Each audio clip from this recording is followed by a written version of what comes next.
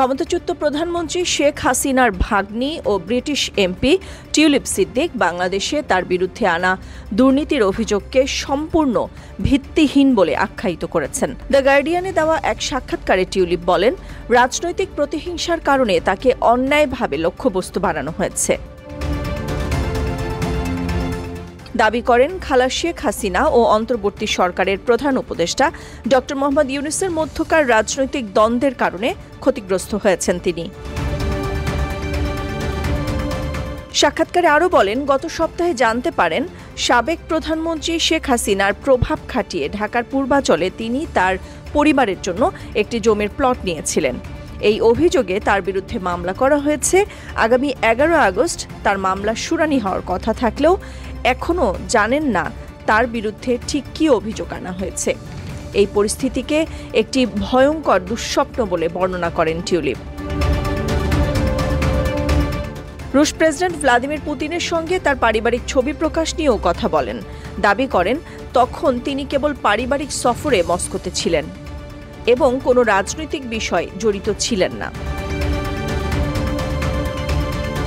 আরও বলেন, তিনি কেবল একটি বড় রাজনৈতিক ঝামেলার শিকার। বাংলাদেশের কিছু লোক ভুল করেছে, তাদের শাস্তি হওয়া উচিত, কিন্তু তিনি তাদের মধ্যে একজন নন বলেও দাবি করেন। বাংলাদেশের ছাত্র জনতার আন্দোলনে 2024 সালের 5 আগস্ট ক্ষমতাচ্যুত হন শেখ হাসিনা। তার ভাগ্নি টিউলিপ সিদ্দিক যুক্তরাজ্যের নাগরিক। তিনি দেশটির পার্লামেন্টারি আসনের এমপিও। দুর্নীতির অভিযোগের মুখে গত জানুয়ারিতে পদত্যাগের আগ পর্যন্ত ব্রিটেনের মন্ত্রী ছিলেন টিউলিপ। 42 বছর বয়সী টিউলিপ সিদ্দিক ব্রিটিশ প্রধানমন্ত্রী কিয়ার স্টারমারের সঙ্গে বেশ ঘনিষ্ঠ বলেও পরিচিত।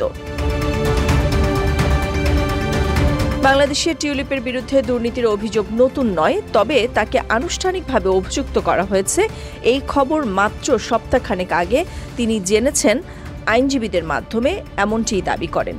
টিউলিপের বিরুদ্ধে অভিযোগ, তিনি তার খালা বাংলাদেশের ক্ষমতাচ্যুত প্রধানমন্ত্রী শেখ হাসিনার সঙ্গে যোগসাজশে প্রভাব খাটিয়ে ঢাকার পূর্বাঞ্চলে তার মা, ভাই ও বোনের জন্য প্লট নিয়েছেন।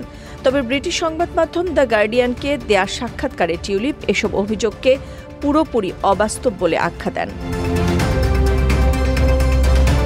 11 আগস্ট সোমবার ঢাকার আদালতে টিউলিপ সহ আরও 20 জনের বিরুদ্ধে এই মামলার শুনানি শুরু হবে।